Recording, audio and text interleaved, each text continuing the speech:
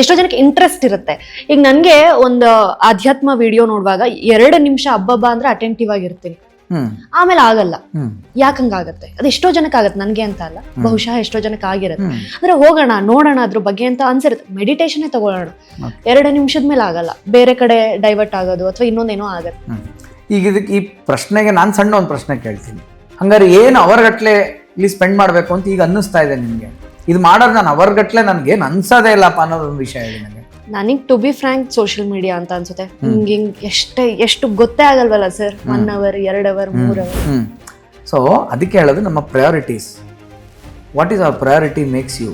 ನೀನು ಯಾವುದಕ್ಕೆ ಪ್ರಾಮುಖ್ಯತೆ ಕೊಡ್ತೀಯ, ತುಂಬ ಟಾಪಲ್ಲಿ ತಂದು ಇಟ್ಕೊಂತೀಯೋ ಅದರ ಜೊತೆ ನಿನಗೆ ಇರಕ್ಕೆ ಇಷ್ಟ ಆಗುತ್ತೆ. ಅದಕ್ಕೆ ಸರ್ ವಯಸ್ಸಿನ ಇತಿಮಿತಿನೂ ಕಾರಣ ಆಗುತ್ತೆ. 100% ಆಗುತ್ತೆ, 100% ಆಗುತ್ತೆ. ಬಟ್ ಈ ಸ್ಟೀರಿಯೋಟೈಪ್ ಎಲ್ಲ ಬ್ರೇಕ್ ಮಾಡಿರುವಂತ ನಮ್ಮ ಸನಾತನ ಧರ್ಮದಲ್ಲಿ 7ನೇ ವರ್ಷಕ್ಕೆ ಸನ್ಯಾಸ ತಗೊಂಡವರು, 8ನೇ ವರ್ಷದಿಂದ ಬ್ರಹ್ಮಚರ್ಯ ಮಾಡಿದವರು, ಪೀಕ್ ನಾವೇನ್ ಕರಿತೀವಿ ಯೌವನ ಅಂತ, ಆ ಟೈಮಲ್ಲೆಲ್ಲ ಸನ್ಯಾಸಿ ಆದವರೆಲ್ಲ ಇದಾರಲ್ವಾ, ಅವ್ರು ಹೆಂಗ್ ಬ್ರೇಕ್ ಮಾಡಿದ್ರು ಮತ್ತೆ ಸ್ಟೀರಿಯೋಟೈಪು? ಈ ಪ್ರಶ್ನೆ ಎಲ್ಲ ಹಾಕೋಬೇಕು ನಾವು.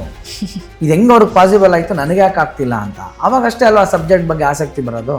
ನನಗೆ ಅದ್ರ ಬಗ್ಗೆ ಆಸಕ್ತಿಯೇ ಬರಲಿಲ್ಲ ಅಂದ್ರೆ ಅದು ನನ್ನ ಪ್ರಯಾರಿಟಿ ಹೆಂಗಾಗುತ್ತೆ?